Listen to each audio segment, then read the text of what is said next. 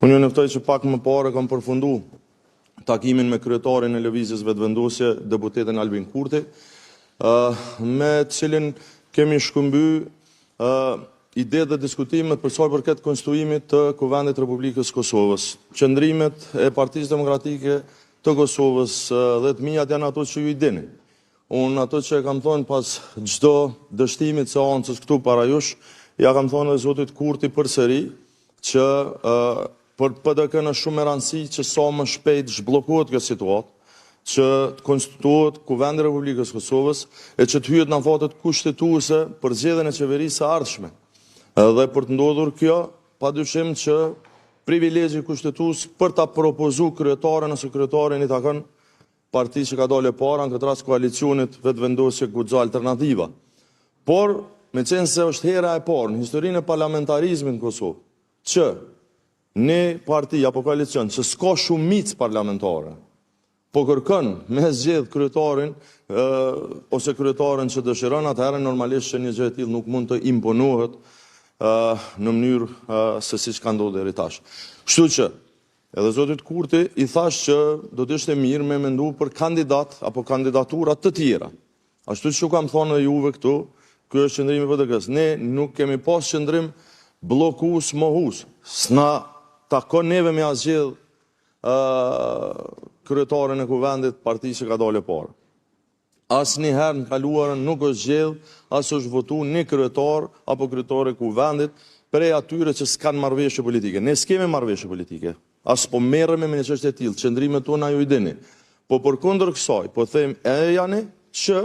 ta votojmë një figurë që mund të jetë e pranueshme dhe tashmë janë spaku dy opsione prej kolegëve të opozitës që janë përmend që mund të kemi votat. Kjo pra ka qenë boshti i diskutimeve. Po qartësohet, pra se kush po bën bllokada,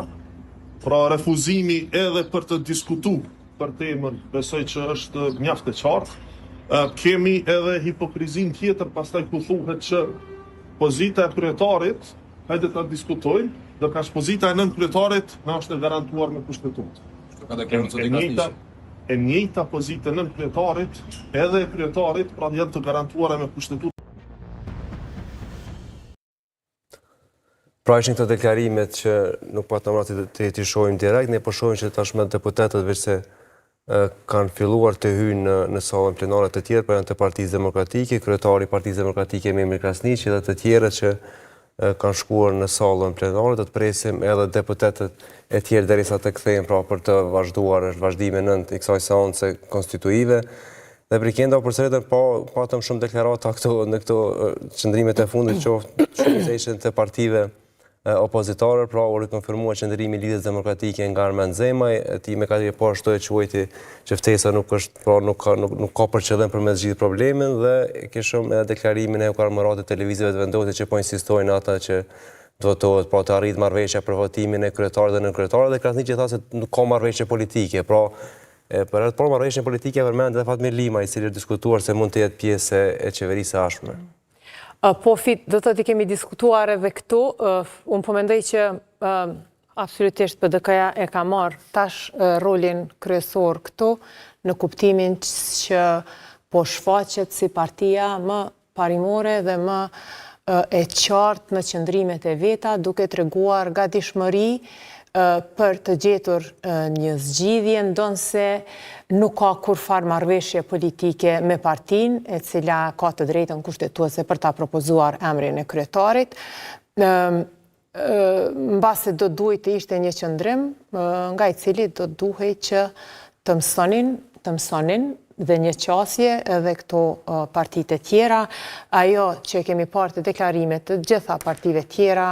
ka qenë një përpjekje për të gjetur arsye për të mos pasur një zgjidhje. Do të pa dallim sikur të vetëvendosjes, sikur të LDK-s, sikur të AK-s. Zoti Limaj e përmendi, atë do të thotë që kemi diskutuar këtu, dhe zoti Krasniqi, që është hera e parë mbase në këtë historinë politike të konstituimit të institucioneve tona ku nuk ka një marrëveshje paraprake. Zoti Lima i tha që është vështirë të krijohen institucionet, të gjendet zgjidhja, tani të zhbllokohet kjo situatë pa një marrëveshje politike. Po tani ja që nuk ka marrëveshje politike dhe është një realitet, do të thotë është kjo që po e shohim dhe çmimi që do duhej ta paguante partia e cila ka dalë para dhe cila ka të drejtën për ta propozuar emrin, duke pasur parasysh që nuk ka një marrëveshje paraprake politike, është që të negociojë, që të takohet. Shumë mirë u bë ftesa për të takuar, u takuan në çfarëdo lloj negociate, në çfarëdo lloj diskutimi, gjërat vihen në tavolinë, do të janë të hapura, nuk mund të pretendosh që e ke ftuar dikë që të diskutosh, nëse i ke pozicionet e tua të mbyllura. Dhe zoti Krasniqi, atë që e tha, është pikërisht ajo që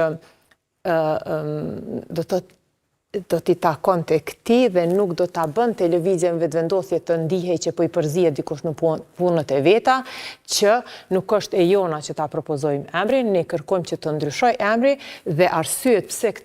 PDK-ja kërkon që të ndryshoj emri i kanë potencuar. Ka të bëjë me performancën e zonjës Haxhiu si ministre drejtësisë, kryesisht që lidhet me vetting, lidhet me përkrajen financiare në Hag e çështje të tjera të cilat i kanë potencuar dhe të cilat, pavarësisht që ka pasur tendenca nga vetëvendosja që të paraqitet si një lloj qasje, do të thotë kundër grave, po di, që absolutisht janë parimore. Do të thotë nuk ka të bëj fare me gjeni, ka të bëj me ato qëndrime,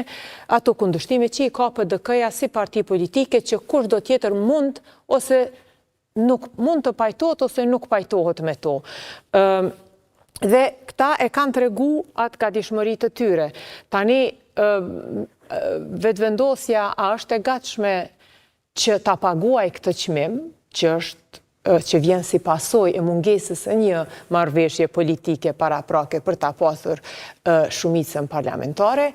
duhet të presim dhe ta shohim. Ata vetëm duhet të jenë të vetëdijshëm që ky është pozicioni, ky është realiteti dhe ndonse janë të parët, nuk i ka numrat. Këtë tha edhe Lima, që tha gjithmonë kena pas marrëveshje politike, megjithatë ishte merr për shkak se në seancat e kaluara kemi parë që ka thënë se është lojë nervash, mirë, por shpresoj se së shpejti do të ditën sot insistojnë në marrëveshje politike mes partisë fituese dhe nuk e përmendën nismën. Ajo që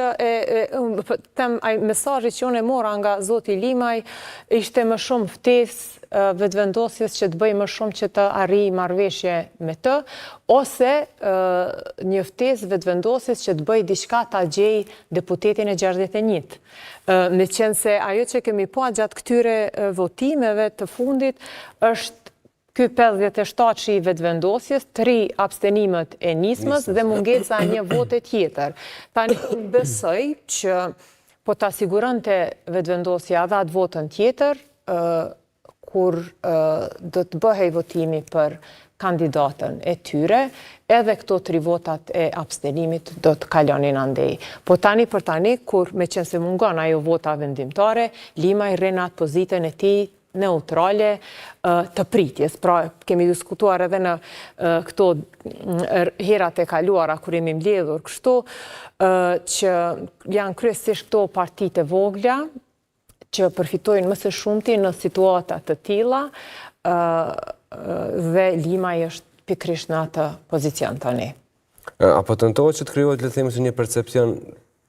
duke nisur nga partia fituese se kush është fajtori për bllokadën e shkaktuar. Pra kemi parë që edhe këto kusher po përfundojnë seancat, ka një farë tendencë që të hudhet faji tek para tjetër, edhe ky takimi nga disa interpretuar, po takimi thirrur nga Kurti që kinë se po bëj diçka pa apo veprosh sa për të dalë para publikut se kinë se po bëjmë diçka, por që në fakt nuk ka ndonjë gjë konkrete, ndonjë fakt konkret që do të mund ta zhbllokonte këtë situatë. Po